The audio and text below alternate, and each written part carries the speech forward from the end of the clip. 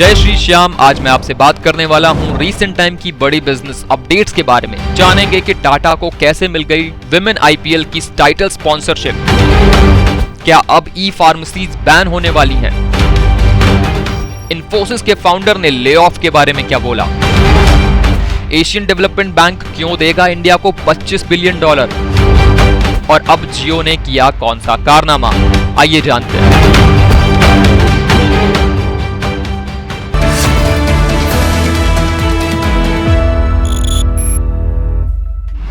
टाटा दोस्तों, शायद ही पिछले एक हफ्ते में कोई ऐसा दिन बीता होगा जब इस ब्रांड का नाम आपने न्यूज में नहीं सुना होगा। टाटा की चाहे एयरलाइन हो, चाहे टाटा की इलेक्ट्रिक गाड़ियां हो, बड़ी बड़ी डील्स हो रही हैं टाटा के साथ, और अब टाटा स्पोर्ट्स में भी। जी हां, टाटा ने रिसेंटली खबर आ रही है कि टाटा ने अगले 5 साल के लिए विमेन प्रीमियर लीग के टाइटल स्पॉन्सरशिप्स खरीद लिए हैं। और मैं आपको बता दूं कि टाटा पहले ही मेन आईपीएल के स्पॉन्सरशिप 2 साल के लिए खरीद चुका है, जिसके लिए वो 600 करोड़ से भी ज्यादा बीसीसीआई को पे कर रहा है। डब्ल्यूपीएल के टाइटल स्पॉन्सरशिप का प्राइस क्या है अभी मुझे न्यूज में नहीं पता चला है। अगर आपको पता हो तो आप कमेंट्स में बता सकते हैं। तो आप तैयार हो जाइए टाटा आईपीएल और टाटा डब्ल्यूपीएल के लिए। बढ़ते हैं अपनी अगली खबर की तरफ, जो आ रही है ई फार्मेसीज के बारे में। ये ई फार्मेसीज ना गलत प्रैक्टिस करती हैं, इनको तो बैन कर देना चाहिए। ये कह रहे हैं खुद फार्मेसी काउंसिल ऑफ इंडिया के प्रेसिडेंट मोंटू पटेल। उन्होंने बहुत सारी बातें बोली हैं, मैं पॉइंट्स में थोड़े थोड़े टाइम पे आपको बताने की कोशिश करूंगा। उनके कहने का मतलब ये है कि ये ई फार्मेसीज बिना प्रिस्क्रिप्शन के दवाई देती हैं, पेशेंट्स और डॉक्टर के रिश्ते को खराब कर रही हैं, फार्मासिस्ट की वैल्यू कम कर रही हैं, और उन्होंने ये भी कहा है कि इनको तो पूरी तरीके से बैन कर देना चाहिए। तो सवाल उठ रहा है कि क्या ये बैन हो सकता है, और इसका जवाब बहुत सीधा सरल है कि ये बैन कभी नहीं होगा। और रीज़न बहुत सिंपल सा है कि देखिए, कोई भी चीज़ जो इंसान को कन्वीनियंस देती है वो कहीं नहीं जाने वाली। अगर ये वायलेशंस की बात हो रही है तो मैं आपको बता दूं कि ऐसा कभी नहीं था कि जब फार्मेसी में रूल वायलेट नहीं हुए हैं। आप भी जब दवाई लेने जाते हो अपने पास के मेडिकल स्टोर से, तो आप जानते हो कि वो बिना पर्चे के आपको दवाई थमा देता है। ऐसा कई बार होता है जब लोग रेगुलर जाने लग जाते हैं एक फार्मेसी में, तो लोग उन्हें पहचानने लग जाते हैं और शक्ल देख के ही दवाई निकाल जाते हैं, बिना ये जाने की इंटेंशंस क्या है सामने वाले की, वो दवाई की उसको ज़रूरत भी है कि नहीं। ऐसा होता है, मेरे साथ हुआ है, आपके साथ भी हुआ होगा। अगर हुआ है तो कमेंट्स में बता सकते हैं। और देखो, अगर ये जो बैन की बात आ रही है ना, तो देखो चीज़ बहुत सिंपल सी है। ये बैन इसलिए के लिए बोला जा रहा है कि जब कोई चीज़ धंधे को असर करती है ना, तो फर्क पड़ता है।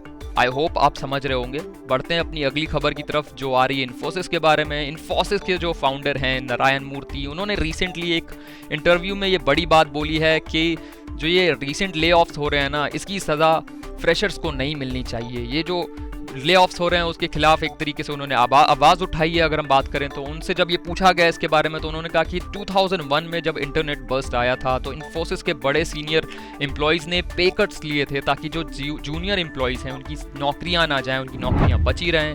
और इन्फोसिस इसी प्रैक्टिस को आगे बढ़ाता है। तो बीते बहुत समय में हम देख सकते हैं कि बहुत सारी इंडियन कंपनीज इन सब मामलों में इन्वॉल्व रही हैं, चाहे टाटा हो, विप्रो हो, अब इन्फोसिस भी। जब टाटा ने बीच में बोला कि हम ले ऑफ नहीं करेंगे, और टीसीएस उनकी जो टाटा कंसल्टेंसी सर्विसेज है उनसे उन्होंने बोला कि भाई ले ऑफ नहीं किया जाएगा, और वहीं विप्रो ने भाई पे कट्स की बात कर दी फ्रेशर्स के लिए कि भाई 6.5 एलपीए से अब आप 3.5 एलपीए पे आ जाओ। और इन्फोसिस ने कहा है कि भाई ले ऑफ नहीं करना चाहिए। मुझे लगता है कि इंडियन कंपनीज काफ़ी हद तक इंसुलेटेड हैं इस मैटर से, ज़्यादा फ़र्क नहीं पड़ रहा है देखा जाए तो। जिस तरह से दुनिया पे पड़ रहा है भाई, हज़ारों के हज़ार लोग निकाले जा रहे हैं, वो तो बहुत ही बड़ी बात है। तो बढ़ते हैं अपनी अगली खबर की तरफ, जो आ रही है एशियन डेवलपमेंट बैंक से। एडीबी अब इंडिया को $25 बिलियन तक देगी। इंडिया इसे अपने विकास कार्यों में लगा पाएगा। आपको बता दूं कि एशियन डेवलपमेंट बैंक के president Masatsugu Asakawa PM Narendra Modi से ट्यूसडे को मिले, उनके बीच डिस्कशंस हुए, और फिर बाद में एडीबी प्रेसिडेंट ने ट्विटर पे ट्वीट करके ये जानकारी दी कि भाई हम इंडिया को $25 बिलियन देने वाले हैं। सोचिए ज़रा, बगल में है अपना देश पाकिस्तान, पड़ोसी, जो परेशान है कि कोई तो पैसा दे दो, और यहाँ पे बैंक खुद आके भाई पैसा दे रहा है कि भाई ले लो, जितना विकास कार्यों में लगाना है लगा लो। मतलब इसी को कहते हैं कि बिन मांगे मोती मिले, मांगे मिले ना भीख।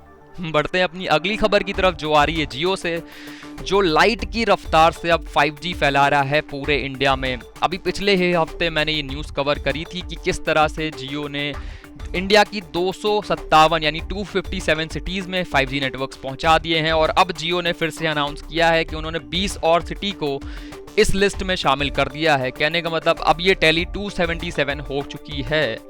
जिस तरह से ये भाग रहे हैं, मुझे डाउट नहीं है कि 2023 के पहले ये सारा काम खत्म कर देंगे और पूरे इंडिया में 5G का टारगेट अचीव कर लेंगे। आपको क्या लगता है, कमेंट्स में बता सकते हैं। अगर आपको हमारी जानकारी इन्फॉर्मेटिव लगी तो प्लीज़ हमारे चैनल को सब्सक्राइब करें, हमारे वीडियो को लाइक करना ना भूलें और कमेंट में अपनी इन्फॉर्मेटिव जानकारी आप भी दे सकते हैं। और साथ ही साथ हमारे टेलीग्राम को सब्सक्राइब कर लें, हमारे टेलीग्राम को ज्वाइन कर लें, जहां पर हम वैल्यूएबल अपडेट्स पोस्ट करते रहते हैं। मिलेंगे अगले वीडियो में, तब तक के लिए शुक्रिया, गुड बाय, टाटा, जय श्री श्याम।